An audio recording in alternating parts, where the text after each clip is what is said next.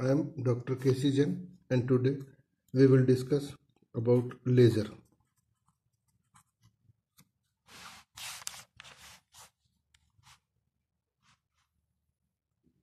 So, the full form of laser is light amplification by stimulated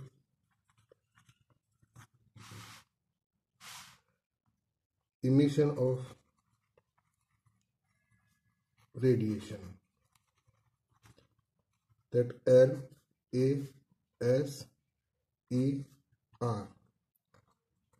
light amplification by stimulated emission of radiation. It is a special type of light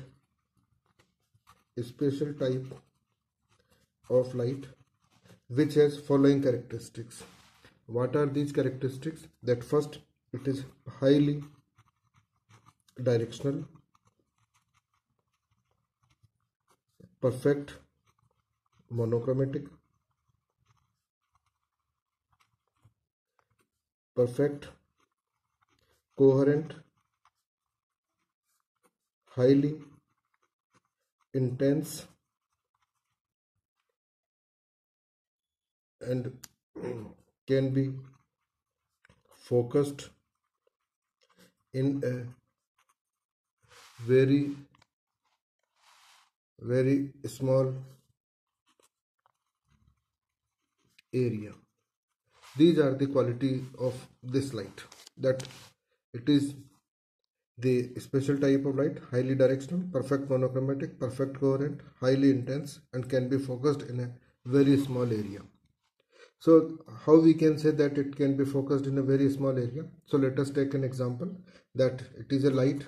So obviously light is from 4000 angstrom to 8000 angstrom. Light means always the visible light. So if we take average wavelength 6000 angstrom, if, as we know, in front of a diffraction single slit, that if it is the slit, the size of the slit, then this can be focused in an area that is x is equal to f lambda by a, where f is the focal length of lens, lambda is the wavelength of light, and a is the aperture of the slit or source. So it is the linear dimension in which it can be focused, linear dimensions that it can be focused. So now, if suppose the lambda is 6000 angstrom, and if I focused this f, the lens, focal length of lens is equals to the size of source, or we can say aperture,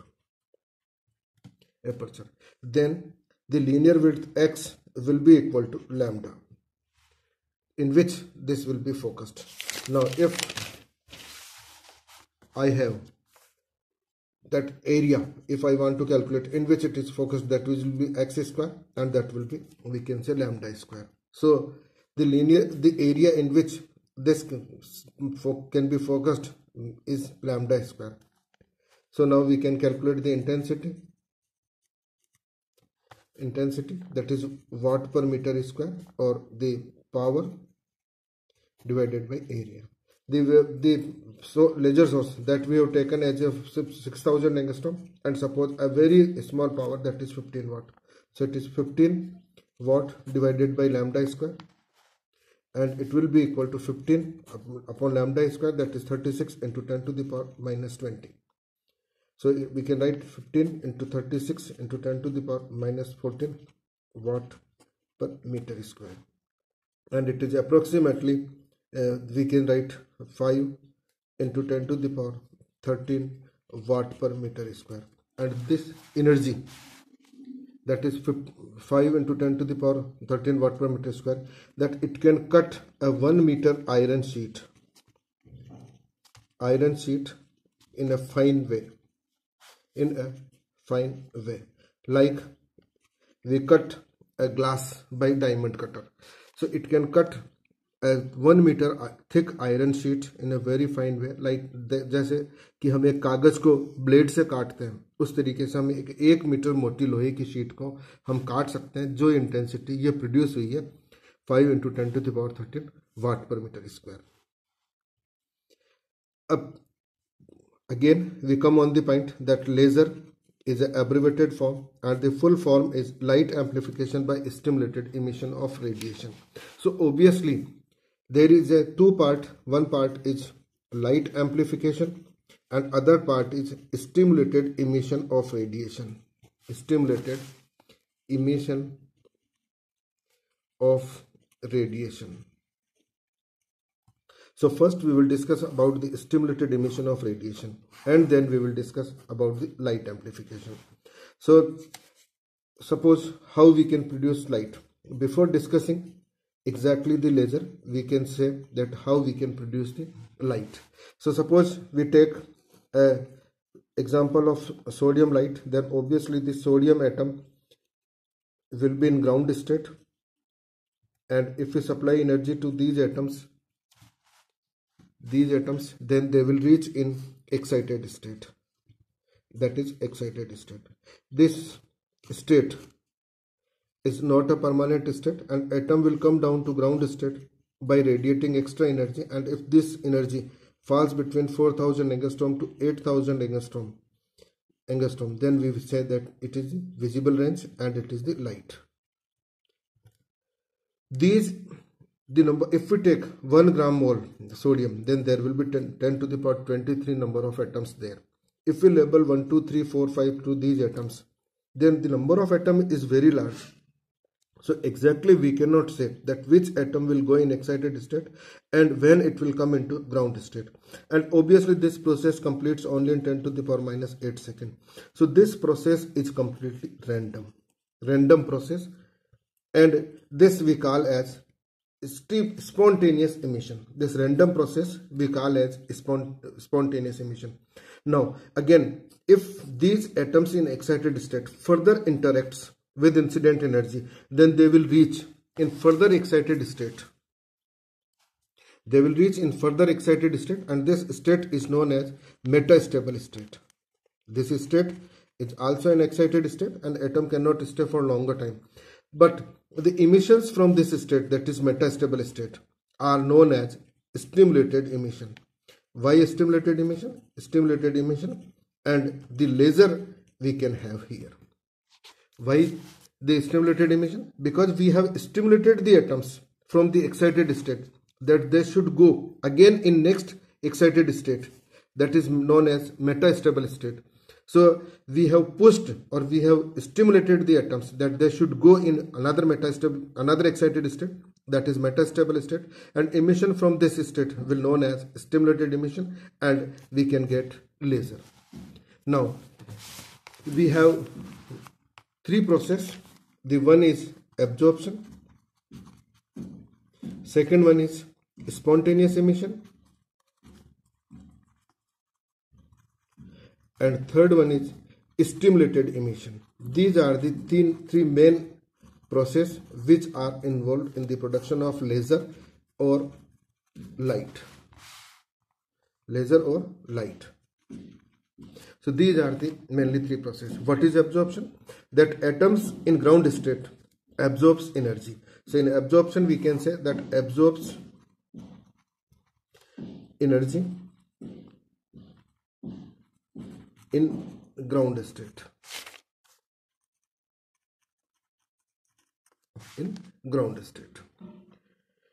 Spontaneous emission, as just now we have discussed that spontaneous emission are random emission, that we have no control on this type of emission. And third is stimulated emission, and in random emission or spontaneous emission ordinary light will be produced.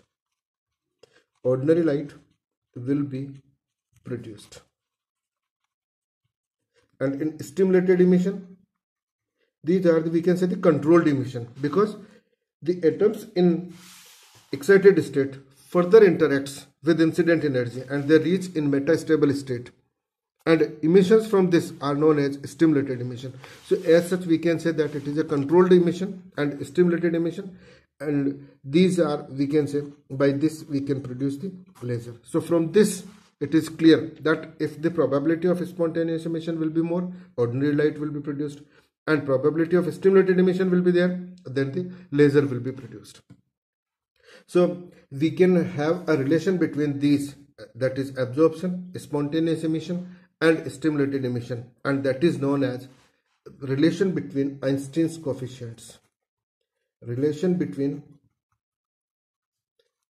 Einstein's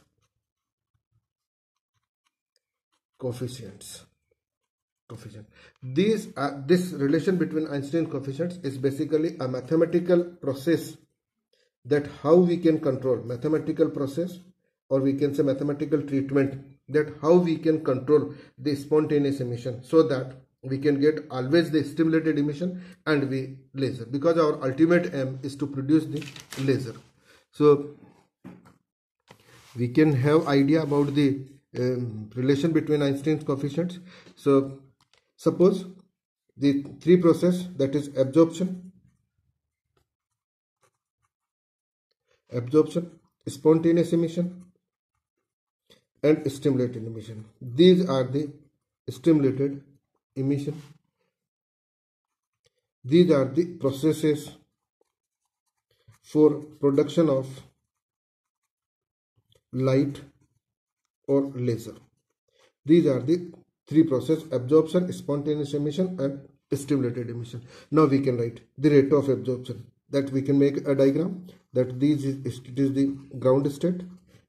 If we supply energy U nu, these atoms, they will go in excited state. Again, this is not a permanent state, they will come down to ground state.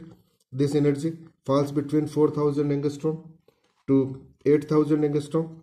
Ordinary light will be there,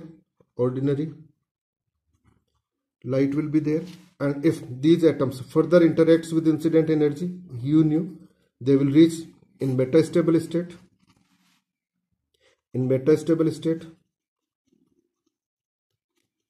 and emissions from this will be known as stimulated emission,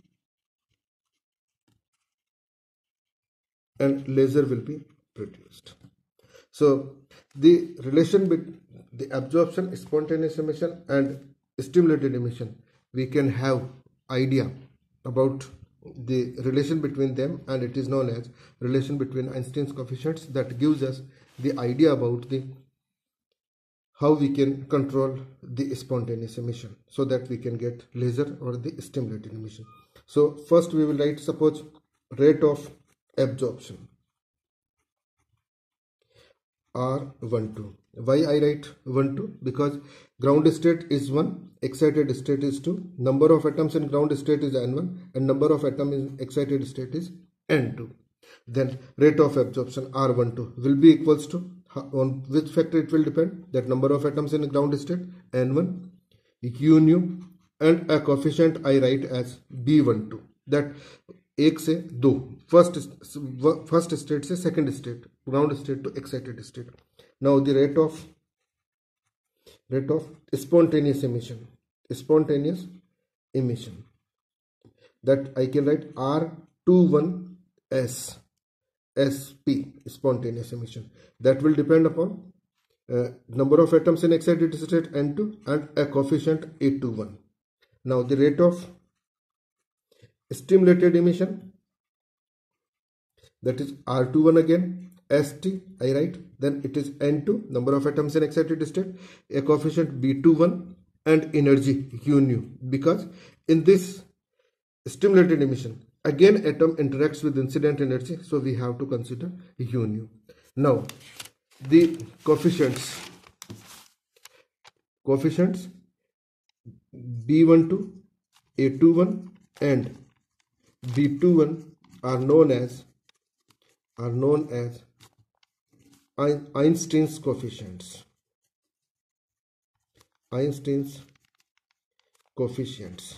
And these coefficients we will try to derive a relation between them, and that is known as relation between Einstein's coefficients. So we can write at thermal equilibrium at thermal equilibrium, rate of absorption will be equal to rate of emission. So here rate of absorption, that is R12, and here it is R21 SP plus R21 ST, spontaneous and stimulated. R12 N1 U nu B12 is equals to R21 SP, that is N2 BA21 plus stimulated N2 B21 U nu. We can have the value of U nu N1 B12 minus N2 B21 U nu is equals to N2 A21. We can solve it to get the value of U nu. So U nu will be equal to N2 A21 divided by N1 B12 minus N2 B21. Or we can write U nu is N2 A21 divided by, we can take common as N2 B21. So N2 B21 is common, then it is N1 upon N2 B12 upon B21 minus 1, and this N2 N2 cancel, and U nu we can write as A21 upon B21 divided by N1 upon N2 B12 upon B21 minus 1. Now N1 upon N2, the number of atoms in excited state, number of atoms in ground state, is we can write e to the power h nu upon kBt, where kb is Boltzmann constant. So U nu we can write A21 upon B21 divided by e to the power h nu upon kBt B12 upon B21 minus 1. This is the formula that we have get from the mathematics. Now the standard formula for the energy distribution, what this says, that it is N1 and N2. N1 and N2 are the number of atoms in ground state and excited state, and U nu is the energy. So basically this formula as such gives us the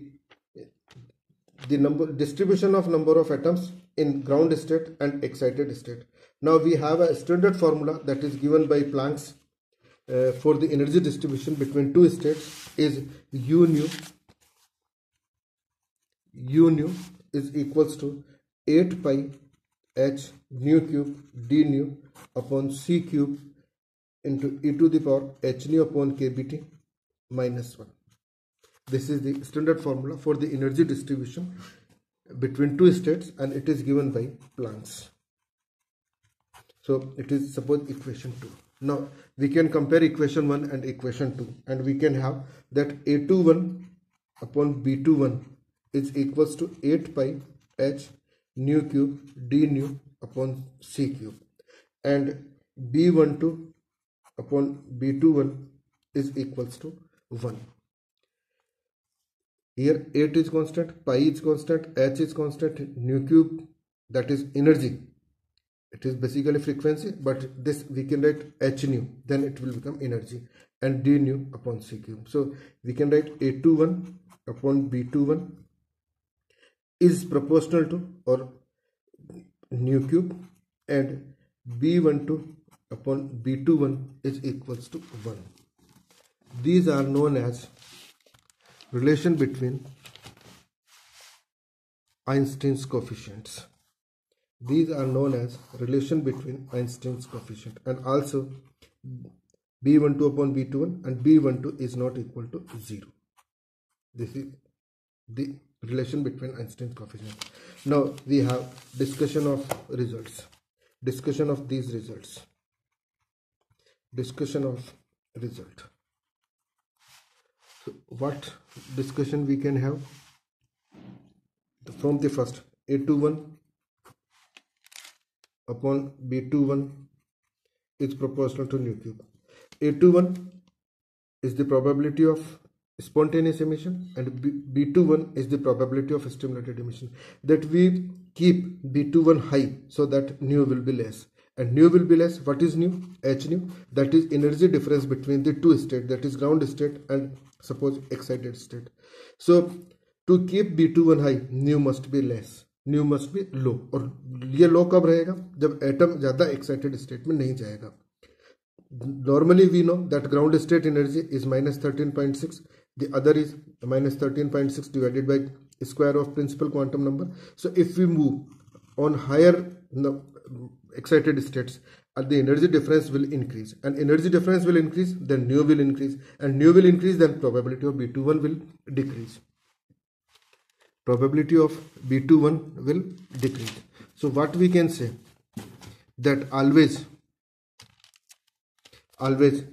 to keep B21 high, nu must be low, nu must be less. Or we can say that atom must not go in higher excited state.